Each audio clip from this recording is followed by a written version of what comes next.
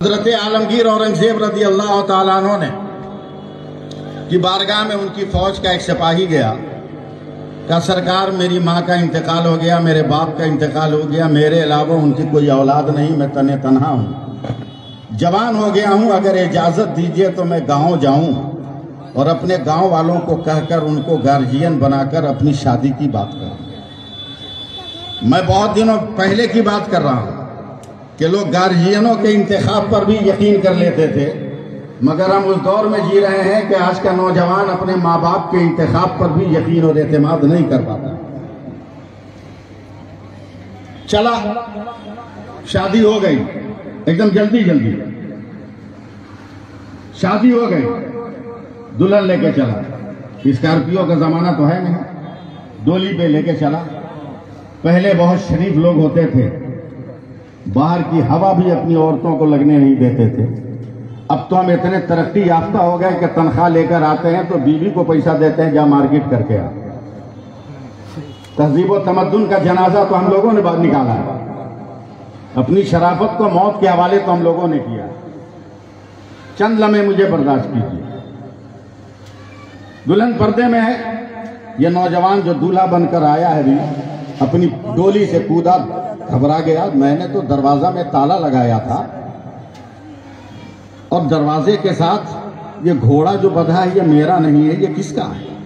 जब तक कोने से एक नौजवान निकला, सलाम किया, गला मिला, बोला बादशाह हिंद हजरत आलमगीर का ये खत है, खत में लिखा है मेरे बेटे सरहद पर दुश्मन ने हमला कर दिया, जितनी जल्द मुमकिन हो सरहद पर वतन की हिफाजत के लिए। कांप गया, वजूद में सलसला। देर हुई तो पहले की औरतें भी बड़ी समझदार होती थी ना, अब तो बाप अपनी बेटी को जहेज में स्कूटी दे रहा है कि टेंशन मत लेना, झगड़ा हो तो स्टार्ट करके वापस आ जाना। सब काम हम करके चलेंगे ना। बड़ी शरीफ औरत, कहार के गर्दन पे डोली है, कहार जमीन पे क्यों नहीं रखते? नहीं रखते तो चलते क्यों नहीं? ताखिर हुई तो उसने डोली के बांस से अपने हाथ को मारा चूड़ियों की झनकार में। कहा क्या बात है? बोला इतनी ताखिर क्यों हो रही है? उसने खत को अंदर कर दिया। औरत ने खत पढ़कर कहा मैं मुकद्दर की कितनी बड़ी बुलंद हूं। बोला क्या हुआ? बोला जाइए ना, आप टेंशन क्यों ले रहे हैं?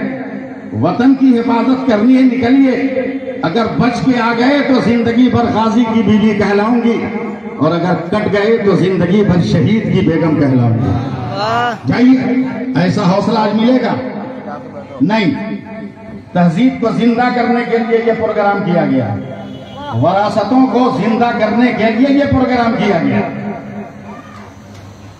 चला, चलने लगा तो औरत ने कहा सुनिए सरताज, सुना है अपने उलमा से कि क़यामत के दिन रब फरमाएगा कि शहीद हो जाओ, अपनी पसंद की जन्नत तलाश करो। जब ये ऐलान होगा तो भाग मत जाइएगा, जरा क़यामत के मैदान में सर उठाकर देख लीजिएगा कि मैं कहाँ हूं, ताकि मैं अपने रब से आपको तलब कर लूं। चला, जंग का सिलसिला तूल पकड़ा, कई महीने हो गए मगर ये पलट कर नहीं आया। अब आइए दौरे जदीद के माहौल में। नौजवान दुल्हन अपने घर में बैठ के बर्तन धो रही, हवा के जोर से पर्दा उड़ा, लुच्चे लफंगों की नजर पड़ी, का हुस्न का आफ्ताब मेरे मोहल्ले में मुझे पता भी नहीं। हवस के दरिंदों ने फन निकालना शुरू किया, शैतानियत के अज़दाहों ने गुर्राना शुरू किया। चार चार इंसान तलवार और हथियार लेकर अंदर गए। औरत इतनी तेज है सिरा साहब, मुस्कुरा कर कहती है क्यों आए हो? बोले तेरी इज्जत के लुटेरे हैं। बोला बस इतना ही ना, उसमें तलवार की क्या जरूरत है? वो चारपाई बिछी है, वहां बैठो, मैं बर्तन धो रही हूँ, हाथों में कालिक लगी है, जरा बर्तन धो के हाथ मुंह साफ कर लेने तो फिर मैं आती हूँ। अब एक एक लफ्ज पर आपको तवज्जो देना है। इतनी चालाक औरत कि हाथ मुंह धोते धोते उसने वजू कर लिया। अल्लाह अल्लाह, मैं इंतजार कर रहा हूँ आपका। उसने वजू कर लिया, वजू करके आई, हाथ जोड़ के खड़ी, का जालिमों तेरे जुल्म के बाद पता नहीं मैं रहूं न रहूं, मैं जिंदगी की आखिरी 2 रकत नमाज पढ़ना चाहती हूं, अगर इजाजत दो तो पढ़ लो। का पढ़ ले। औरत ने दीवार के सामने मुसल्ला बिछाया, जल्दी जल्दी नमाज पढ़ी, दुआ के लिए हाथ उठाया। मेरे खुदा, आलमगीर सिर्फ बादशाह नहीं बल्कि तेरा वली भी है। ये कैसा वली है कि उसकी रियाया की आबरू लूट रही, उसे खबर भी नहीं। अगर मैदान कयामत में अगर मेरी आबरू लूट गई तो कल मैदान कयामत में तेरे नबी के रूबरू आलमगीर को पकड़ कर लाऊंगी और तेरे नबी के सामने 2 तमाचा मारूंगी। इतना कह के सामने दीवार पे मारा, चट, पीछे से आवाज आई, खट। किसने सर घुमाया, देखा गैब से तलवार चली है, चारों की गर्दन कट के जमीन पे गिर गई।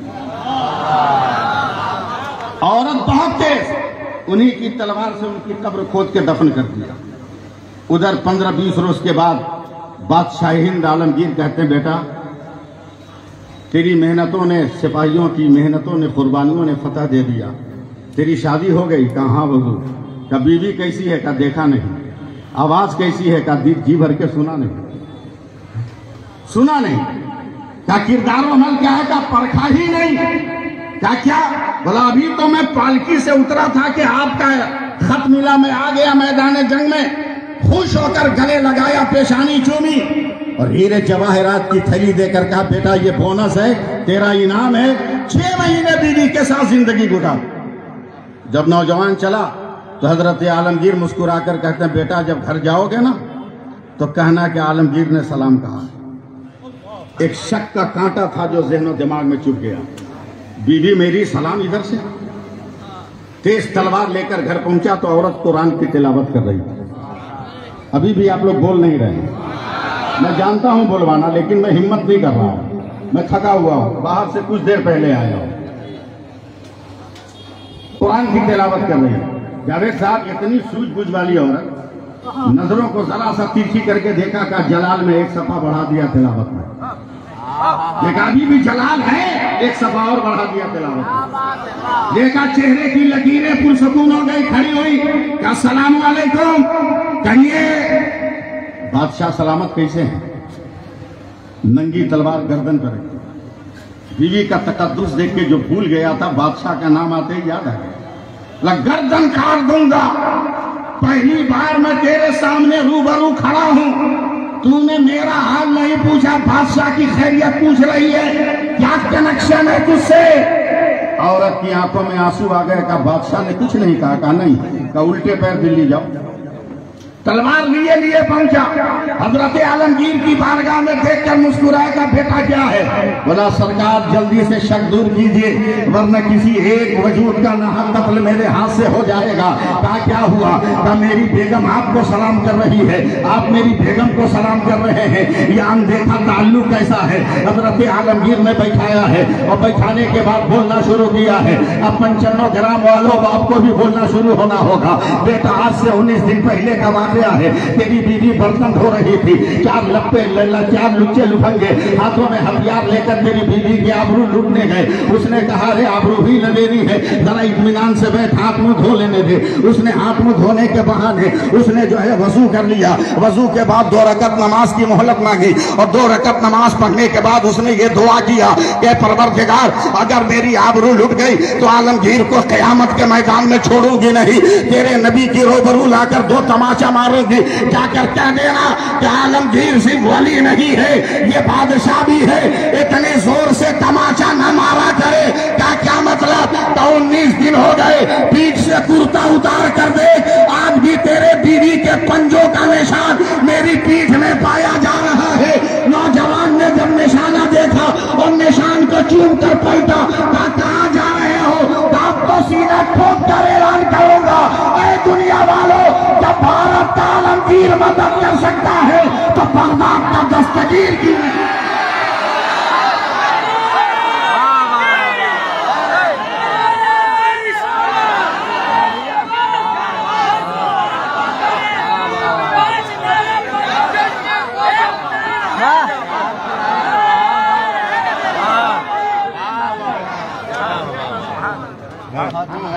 बहुत उम्दा। वॉल्यूम जो है बहुत ठीक है। वाह बहुत अच्छा, वाह वाह वाह। डर गया। अरे मत डरो, उनकी आवाज सुभान अल्लाह कह दीजिए। हाँ बोलने से चल हम ठीक कंट्रोल कर लेंगे, यहाँ से आगे पीछे होगी। चल हाँ कंट्रोल सोच रहा मेरा बॉक्स में क्यों उड़ गया? अबे उड़े हुए बॉक्स को हम लोग बनाते हैं, दिमाग का फ्यूज जो उड़ जाता है तो उसको हम लोग ठीक करते हैं, समझे? और अकीदे का फ्यूज उड़ गया है तो मुहद्दिस से कभी ठीक करते हैं।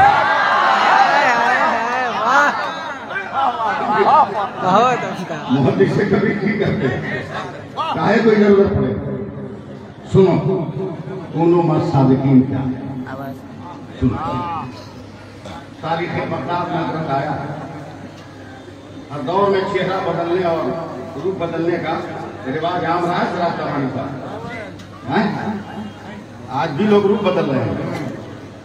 पैदा हुए सादात के घर में, आज जब रोटी मुरक्कन मिलने लगी, बूटियां जब चर्बीदार मिलने लगी, तो भूल गए कि हम सादात के घर में पैदा हुए और मसलक के आला हज़रत के बागी बन गए। और उन बकलोरों को इतनी भी हिम्मत नहीं है अशरफ, उन बकलोरों को इतनी भी हिम्मत नहीं है कि अपने ताल्लुक में अपने बाप दादा का कोई शेर पढ़ सके।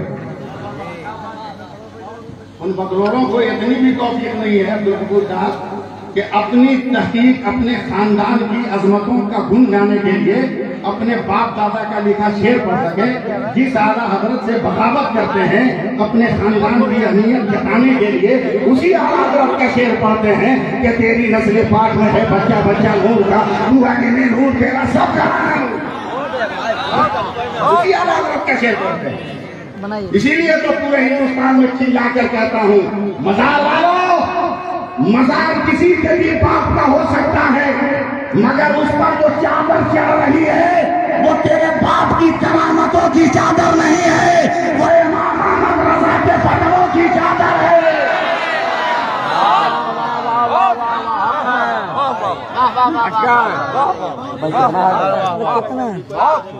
भेष बदलने वाले हर दौर में आते हैं, लेकिन पर्दा से बाहर करने के लिए भी अल्लाह कुछ लोगों का इंतखाब कर देता है। सरकार ताजुल शरिया ने ये कहिए कि हुजूर हाफिज मिल्लत ने मुहद्दिस कबीर का इंतखाब किया, मुहद्दिस कबीर का इंतखाब किया। हुजूर मुफ्ती आजम हिंद अलैहिर्रहमा ने सरकार ताजुल शरिया का इंतखाब किया। का हिंदुस्तान बड़ा लंबा है, ज़ियाउल मुस्तफ़ा तुम मैं अख्तर रजा दो कोनों पे रहेंगे तो शायद सही दफा न हो सके। आ तू उधर आजमगढ़ से हाथ बढ़ा, मैं बरेली से हाथ बढ़ा रहा हूं। और जब ये दोनों हथेलियां मिलेंगी तो दुनिया की कोई बदअकीदगी की ताकत नहीं है जो इनके मिलन को छोड़ा दे। बोलो ना सुभान अल्लाह। हाँ, अब मुहद्दिस कबीर ने देखा कि मैं उम्र की उस मंजिल में हूं जहां कुछ भी हो सकता है। तब हुजूर मुहद्दिस कबीर ने कहा, घबराओ मत हिंदुस्तान वालों, मेरे तरकश में भी बड़े कामयाब तीर हैं। दो तीर निकाला, एक मुफ्ती अख्तर हुसैन अलीमी का नाम रखा, एक का नाम मुफ्ती शहजाद आलम है।